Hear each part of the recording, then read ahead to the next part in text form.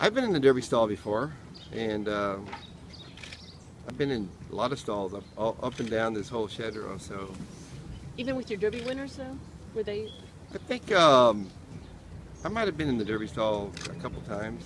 Depends on the horse, you know. So I just wanted to keep him away. There's a lot of crowd at the end there, so you know, the noise sort of gets to him a little bit. So I just want to keep him and Dortmund sort of together.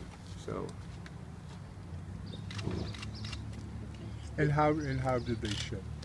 They shipped well. They were. I know.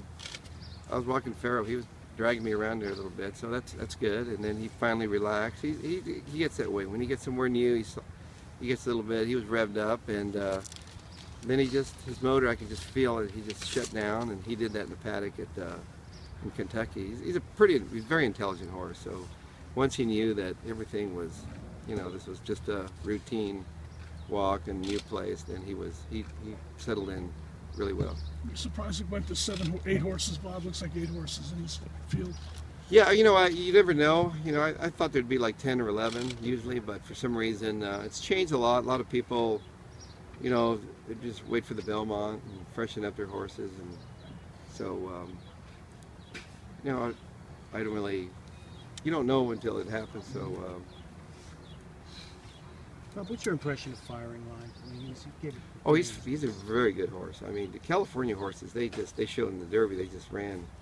They ran to their form, and he's tough. I mean, he was tough to get by. So he's going to be tough again, and he's got a lot of quality there, a lot of class. So you know, that's the only way you can judge these horses, when they start running against each other, and that quality and class is, you know, Dortmund and him. You know, they've had their little battles, and.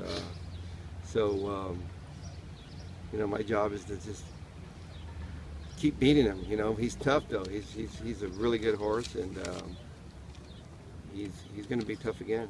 Bob, is your sense that we might see a fairly similar dynamic between the top 3 this time, or do you think we could see a completely different race? I don't know. You know, you just don't know until those gates come open. You know, the break, it's so important. You know, they have to break well, and everything has to go.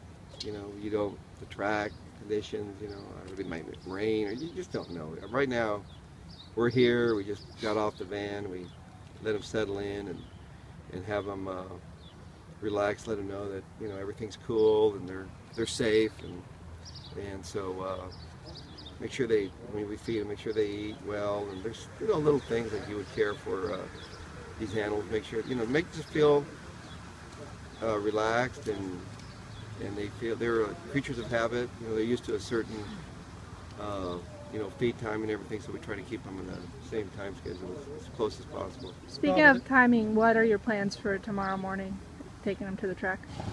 Yeah, they'll go after the break. I forget what time the break is here, so I got to be reminded every year I come here. I never remember.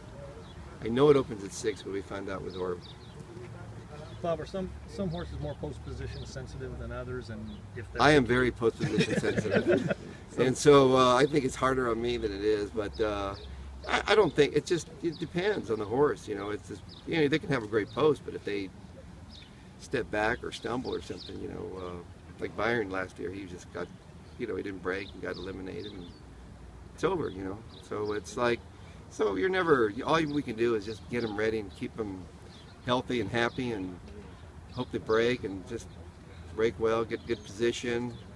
When they hit the 2.5, you know, they're moving, they're not going backwards, and you know right there where they're, you know, you can, if it's going to be a long 20, 30 seconds, whatever you're like, you know, I've come here like, and you just know when you have a chance. So that's all we're hoping for, that when they turn for home, they run just like they did in the Derby. They turned for home, they were right there. That's all you can ask for. In general, is there an optimum position on this track?